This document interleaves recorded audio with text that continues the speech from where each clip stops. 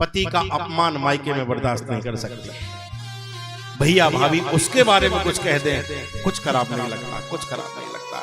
लेकिन जब पति के विषय में कोई बात आ जाती है तो उस समय फिर वो खड़ी हो जाती है, बोले बस बहुत हो गया भाभी, अब नहीं, अब एक शब्द नहीं। माना वो कैसे भी सही, लेकिन अगर आप इस तरह की बातें करेंगी तो आज के बाद में तो हमें आपके यहाँ आने की जरूरत है ना आपको हमारे यहाँ आने की जरूरत है। आप अपने घर रहिए, पति का अपमान नहीं बर्दाश्त कर सकती। एकदम खड़ी होगी, तेरे जैसे पापी के सुख से उत्पन्न ये शरीर और रखने योग्य नहीं बचा, क्या मुंह लेकर के जाऊंगी भगवान शिव के पास, और ये शरीर अब इस लायक ही नहीं कि इससे शिव सेवा की जा सके। अब ये शरीर में यहीं के यहीं इसको छोड़ना चाहती हूँ। उसी समय एकदम यप मंडप में खड़ी हो गई। अस कही जोग अगिनु तनु जारा, अस कहे योग अगिनु तनु जारा, अस कही जोग अगिनु तनु जारा, अस कहे योग अगिनु तनु जारा, भयहु सकल मख हाहाकारा, भयहु सकल मख हाहाकारा, अस कही जोग अगिनु तनु जारा, अस कही योग अगिनु तनु जारा।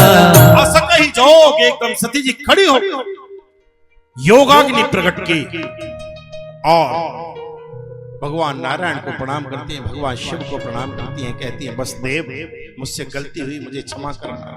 भोलेनाथ मेरे स्वामी तुम मुझको क्षमा करना, मुझे क्षमा करना। मैं बिना आज्ञा के, बिना आपकी अनुमति के, बिना आपके मन के इस यज्ञ में चली आई और यहाँ पर आपका भीषण अपमान मैं सहन नहीं कर पाई, मैं अपना शरीर छोड़ दी। जैसे ही योगाग्नि प्रकट हुई एकदम सती जी बैठ गई और धू-धू करके सती का शरीर जो जलने लगा। आहा भयहु सकल मख हाहाकारा, चारों तरफ हाहाकार मचने लग गया। जितने भी वहां पर देवता इत्यादि थे सबके सब भागने लगे, इधर उधर होने लगे। ये क्या हुआ, ये क्या हुआ, ये क्या हुआ। हंत प्रिया परा संभोर देवी दैवतमस्य ही, जहां वसु सती केन सुदुष्टेन प्रकोपिता। कहे पिता तुझे तड़पना पड़ेगा, तुझे पछताना पड़ेगा। और यहाँ पर सती ने अपना शरीर उस यज्ञ मंडप में छोड़ दिया, चारों तरफ हाहाकार मचने लगा। और जैसे ही शिव गणों ने बदला लेना चाहा, इनके साथ जो यज्ञ मंडप में जो ऋषि बैठे थे उन्होंने विरोध कर दिया और किसी ने जाकर के भगवान शंकर को समाचार दे दिया, हे देव, हे देव, इस प्रकार से घटना घटित हुई है। देव देव महादेव पाहि नः शरणागतान्, शृण्वादरतो नाथ सती वार्तां च विस्तरा। समाचार जब शंकर पाए, वीरभद्र करि को पठाए।